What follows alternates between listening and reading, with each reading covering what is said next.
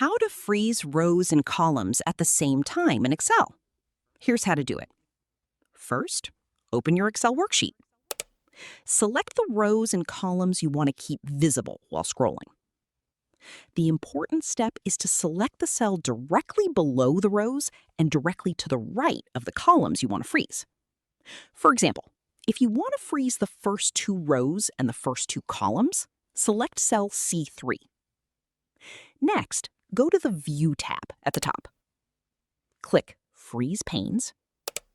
Then select Freeze Panes again from the menu. Now, scroll through your worksheet.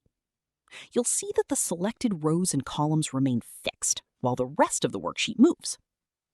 And that's it.